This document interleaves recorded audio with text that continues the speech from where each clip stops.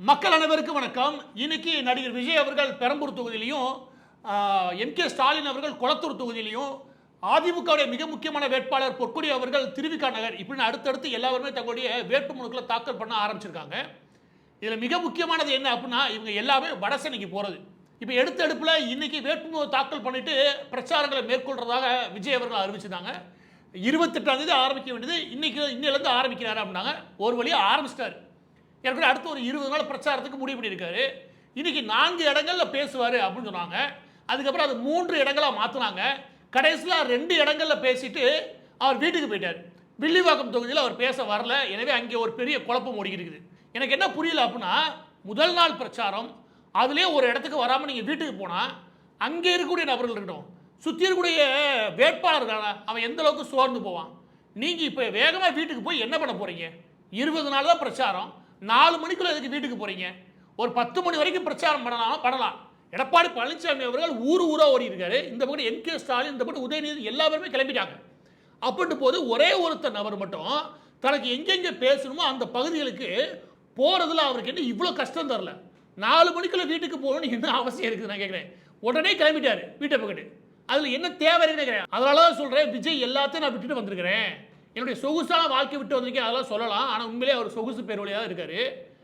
அப்படி எளிமையான வாழ்க்கை வாழ்கிறாருன்னா அவர் தனியாக ஃப்ளைட்டை பிடிச்சது, தனி விமானங்களுக்கு 10 லட்சம் 20 லட்சம் செலவு பண்ணி தனி விமானத்தில் டெல்லி போவேன், தனி விமானத்தில் நான் சென்னை போவேன், தனி விமானத்தில் நான் திருச்சி போவேன் இருக்க வேண்டிய அவசியம் கிடையாது. எனவே அவர் ஆடம்பரமாக நல்ல வாழ்க்கை தான் வாழ்ந்துருக்காரு. அதை விட்டுலாம் வரல, அவர் நல்லா தான் இருக்கார்.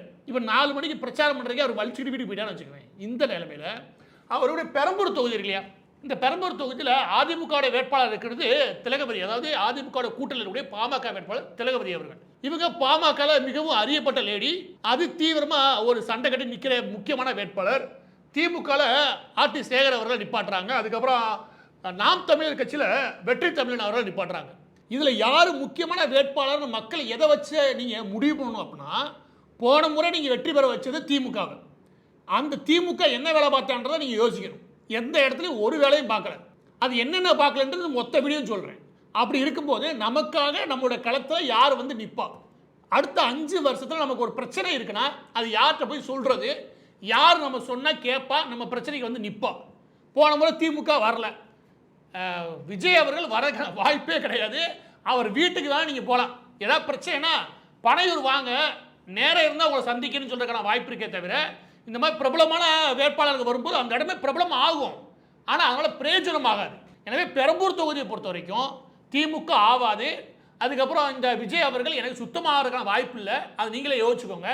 அப்போ 2 முக்கியமான வேட்பாளர் இருக்காங்கன்னா, ஒன்று நாம் தமிழர் கட்சி, இன்னொன்று அதிமுகவுடைய கூட்டணியுடைய பாமகவுடைய வேட்பாளர். இவங்க 2 பேரில் யார் பெஸ்ட்டு அப்படின்றத நீங்கள் முடிவு பண்ணணும். என்னை கேட்டால் அதுதான் நல்லது உங்களுக்கு. அதை யாருன்றதை முடிவு பண்ணுறது தான் உங்களுக்கு நல்லது. நீங்கள் தேவையில்லாம் விஜய்க்கு ஓட்டு போடுறது இல்லையா, அது ஓட்டை செதற வைக்குமே தவிர எந்த நல்லது தரப்போகிறது இல்லை.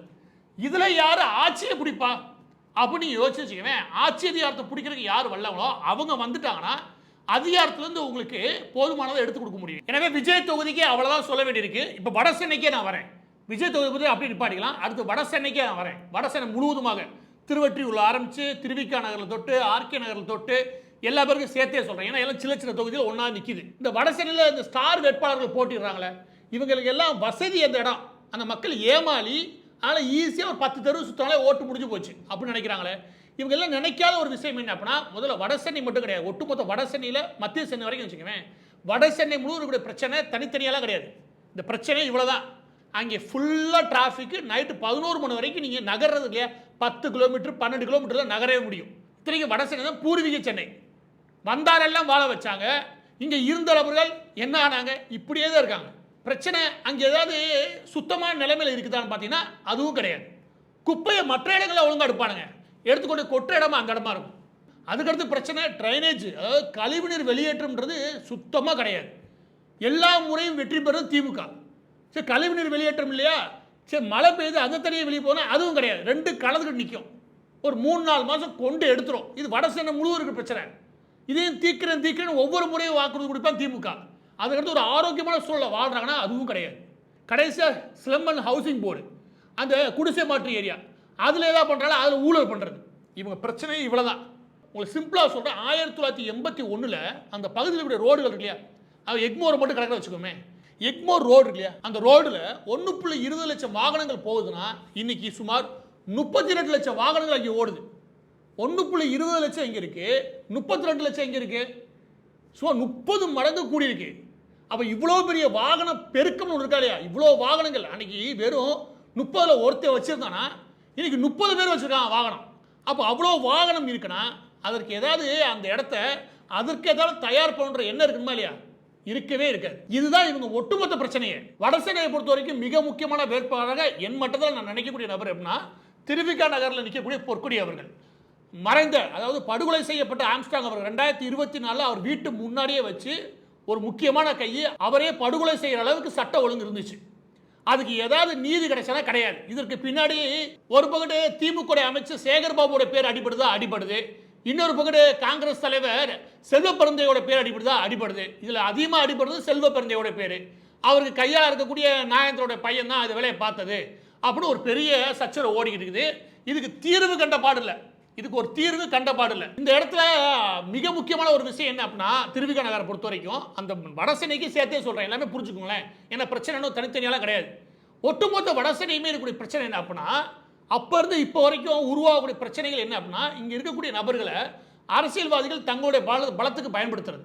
முக்கியமாக பட்டியலின மக்கள் இருக்காங்களே, இவங்களை எல்லா விதமே ஏதோ வகையில் தங்களுடைய அரசியலுக்கு காய் நடத்துறாங்களே அந்த மாதிரி தான் பயன்படுத்துறது. இதுல மிக விழிப்புணர்வோடு செயல்பட்டதுன்னா ஆம்ஸ்ட்ராங் அவர்கள் தான். நீங்கள் பார்த்தீங்கன்னா கிறிஸ்தவம் இஸ்லாம் மாறாமல் அவர் புத்திசம் போயிருப்பார். எனக்கு தெரிஞ்சு தமிழ்நாட்டில் இருக்கக்கூடிய ஒரே புத்திஸ்ட், அதாவது புத்தம் தழுவிய ஒரு வேட்பாளர்னா இவர் தான். புத்திஸ்டுக்கான முதல் வேட்பாளர், ஒரே வேட்பாளர் இவர் தான். ஆம்ஸ்ட்ராங்கை பொறுத்த வரைக்கும் அந்த பகுதியிலுடைய ஸ்லம் ஏரியா ஆகட்டும், ஏன்னா வடசென்னை முழுவதும் ஸ்லம் அதிகம், ஸ்லம் ஏரியாவாகட்டும் மற்ற பகுதிகளில் அவர் தன்னால் என்ன முடியுமோ அதிகமாக போராடி தான் பார்த்தார். ஆனால் எந்த அரசியல் இவரை இருக்கக்கூடாதுன்னு முடிவு பண்ணுது அப்படின்னா, இது எல்லாமே விழிப்புணர்வாக நமக்கு இருந்த ஓட்டு, அதாவது விழிப்புணர்வு இல்லாமல் நமக்கு இருந்த ஓட்டு அப்படின்னு திமுக கருதுச்சு. எனவே இந்த ஓட்டு இருக்கு இல்லையா, இந்த ஓட்டுக்கு இன்னொரு தளபதியாக யாரும் வரக்கூடாது, இந்த ஓட்டுக்கு யாராவது புதுசாக ஒரு லீடர் வரக்கூடாது. இதுதான் அங்கே இருந்த அரசியலே. அப்படி வரக்கூடிய நபர்களை ஒழிச்சு கட்டுறதுக்கான வேலைகளில் ஈடுபட்டாங்க. அந்த அரசியல் தான் மிக முக்கியமான காரணம் ஆம்ஸ்ட்ராங் அவர்கள் மறைவுக்கு. எனவே ஆம்ஸ்ட்ராங் அவர்களுடைய மறைவு ஒரு பக்கம் சட்ட ஒழுங்குனா, இன்னொரு பக்கத்து பட்டியல சமூக மக்களில் ஒரு நல்ல தலைவர் உருவாகிறது இல்லையா, அதாவது தனிப்பட்ட விதத்தில் ஒரு இண்டிபெண்டாக யோசிக்கக்கூடிய சுய புத்தியோட யோசிக்கக்கூடிய நபர்கள அப்படியா இல்லாமல் திமுக கொள்கை திராவிட கொள்கை பேசக்கூடிய நபர் யாராக இருந்தப்பா இல்லைல்ல, அதுக்கு மேலே யாரும் புதுசாக உருவாகிறாங்க. இப்படியான ஒரு சிந்தனையோட இந்த அரசியல் இருக்கு. அதுதான் மிக முக்கிய காரணம் ஆம்ஸ்ட்ராங் அவர்களுடைய படுகொலைக்கு. அதுதான் மிக முக்கிய எதிரி திருவிக நகருக்கே. எனவே திருவிக நகரை பொறுத்த வரைக்கும் பொற்கொடி அவர்கள், ஓப்பனாக சொல்றேன், பொற்கொடி அவர்கள் வெற்றி பெறுவது அவசியம். அப்பதான் இங்க பல பேருக்கு பதிலடி கொடுக்க முடியும். இதுல சட்ட ஒழுங்கு பிரச்சனை பார்த்தாச்சு. அடுத்து வடசென்னைக்கு என்னையா பிரச்சனை அப்படின்னு சொன்னீங்கன்னா, வடசென்னையோட பெரிய பிரச்சனையே அதோடைய சுத்தம் தான். சுத்தமின்மையே போறதுக்கு என்ன காரணம் நீங்க கேட்டீங்கன்னு வச்சுக்கோங்க, நீங்க இதே இது பக்கத்துலேயே சொல்றேன், சுத்தி வருது. அதில் எடுத்துக்கிட்டீங்கன்னா இந்த கொடுகையூரில் இருக்கக்கூடிய பெரிய குப்பை, இந்த குப்பை கொட்டி வச்சிருக்க இடம் மட்டும் சுமார் 270 ஏக்கர். முதல்ல நீங்கள் அதை மனசில் வச்சுக்கோங்க. எதனால் நார்த் சென்னை ஒரு மாதிரி முழுவதுமாக இந்த மாதிரி ஆச்சுன்னா, 1980க்கு முன் வரைக்கும் அப்படி கிடையவே கிடையாது.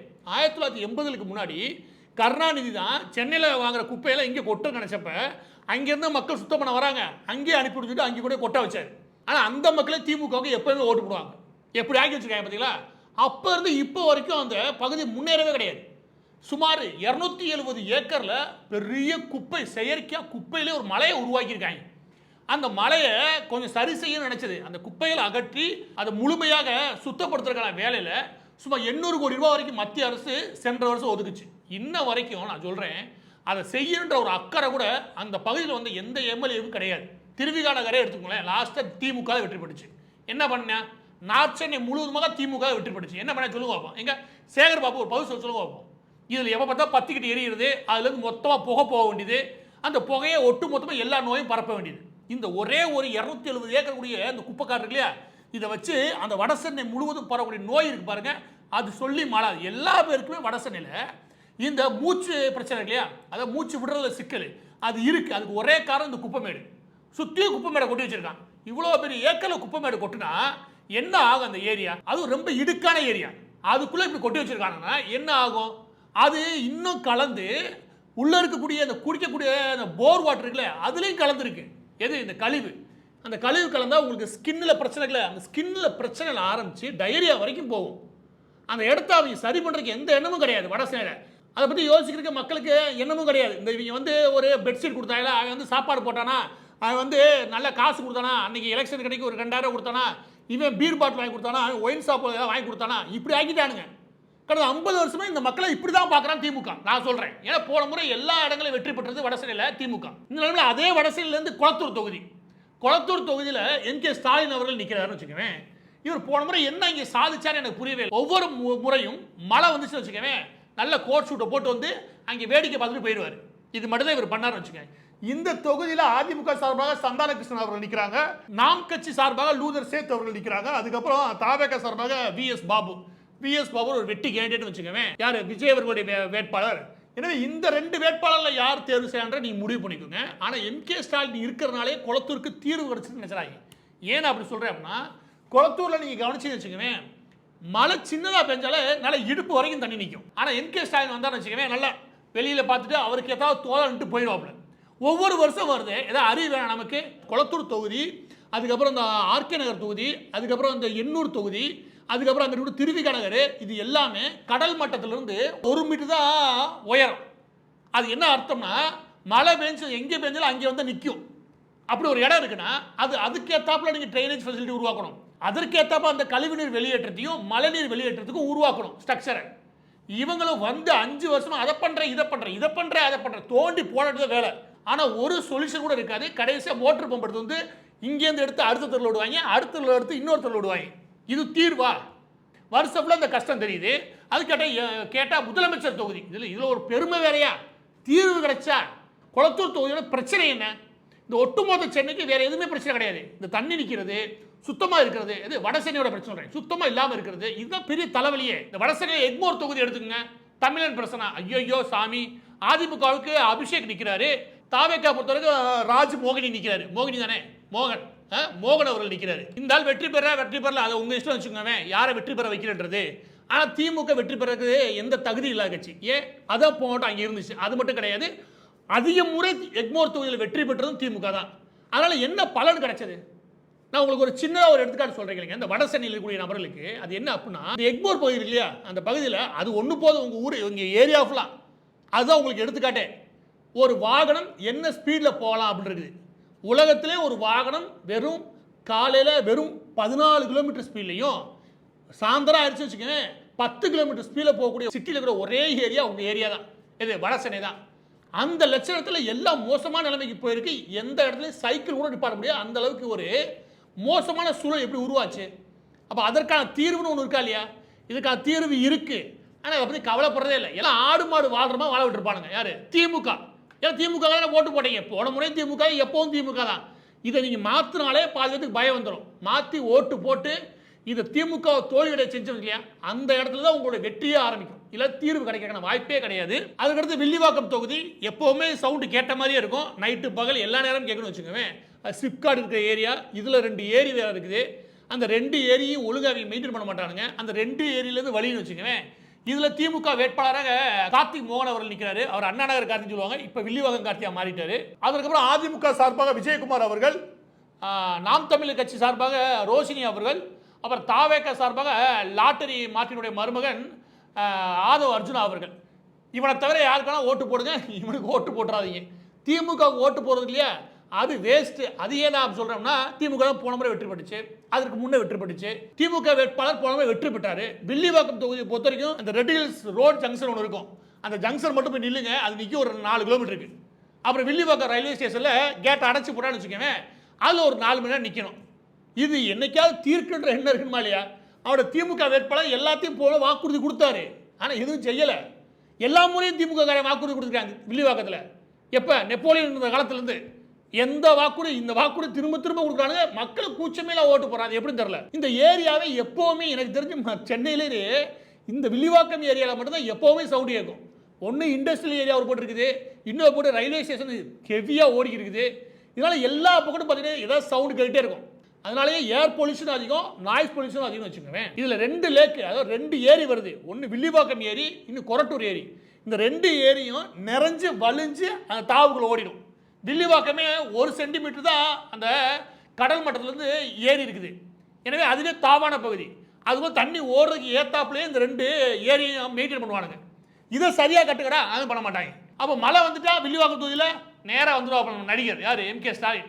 நேராக வந்து அதை சரி பண்ணிட்டீங்களா இதை சரி. இவர் போகிற இடத்துல மட்டும் காலளவில் தண்ணி இருக்கும், ஆனால் எல்லாருக்கும் இடுப்பளவில் தண்ணி தான் இங்கே ஓடி. எனவே வில்லிவாக்கம் தொகுதியை பொறுத்த வரைக்கும் திமுக வேஸ்ட்டு.